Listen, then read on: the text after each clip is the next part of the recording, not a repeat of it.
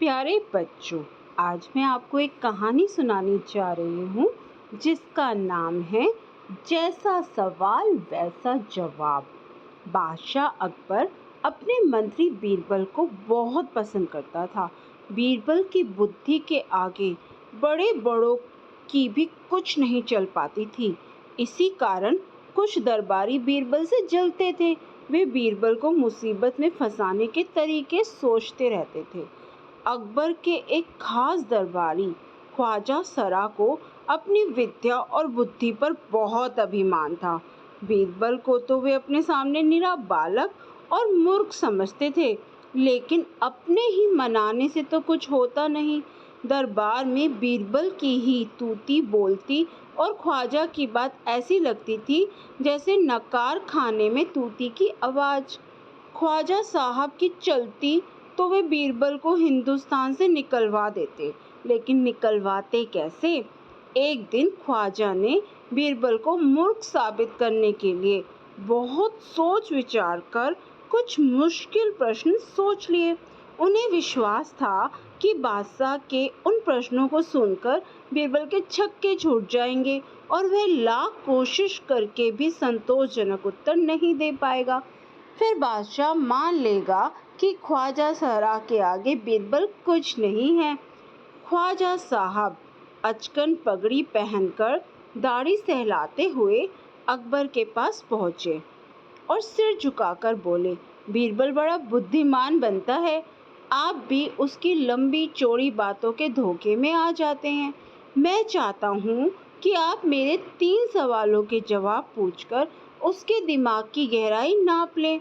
उस नकली अक्ल बहादुर की कलई खुल जाएगी। ख्वाजा के अनुरोध करने पर अकबर ने बीरबल को बुलाया और उनसे कहा, बीरबल, परम ज्ञानी ख्वाजा साहब तुमसे 3 प्रश्न पूछना चाहते हैं, क्या तुम उनके उत्तर दे सकोगे?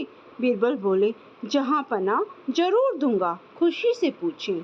ख्वाजा साहब ने अपने तीनों सवाल लिखकर बादशाह को दे दिए। अकबर ने बीरबल से ख्वाजा का पहला प्रश्न पूछा, संसार का केंद्र कहाँ है? बीरबल ने तुरंत जमीन पर अपनी छड़ी गाड़कर उत्तर दिया, यही स्थान चारों ओर से दुनिया के बीचों बीच पड़ता है। यदि ख्वाजा साहब को विश्वास ना हो तो वो फीते से सारी दुनिया को नाप कर दिखा दे कि मेरी बात गलत है। अकबर ने दूसरा प्रश्न किया, आकाश में कितने तारे हैं? बीरबल ने एक भेड़ मंगवाकर कहा, इस भेड़ के शरीर में जितने बाल हैं उतने ही तारे आसमान में हैं। ख्वाजा साहब को इससे संदेह हो तो वे बालों को गिनकर तारों की संख्या से तुलना कर ले। अब अकबर ने तीसरा सवाल किया, संसार की आबादी कितनी है? बीरबल ने कहा, जहाँपना संसार की आबादी पल पल पर घटती बढ़ती रहती है, क्योंकि हर पल लोगों का मरना जीना लगा ही रहता है।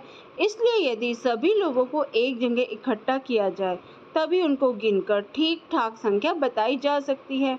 बादशाह तो बीरबल के उत्तरों से संतुष्ट हो गया, लेकिन ख्वाजा साहब नाक भौं सिकोड़कर बोले, ऐसे गोलमोल जवाबों से काम नहीं चलेगा जनाब। बीरबल बोले, ऐसे सवालों के ऐसे ही जवाब होते हैं, पहले मेरे जवाबों को गलत साबित कीजिए, तब आगे बढ़िए। ख्वाजा साहब से फिर कुछ बोलते ही नहीं बना।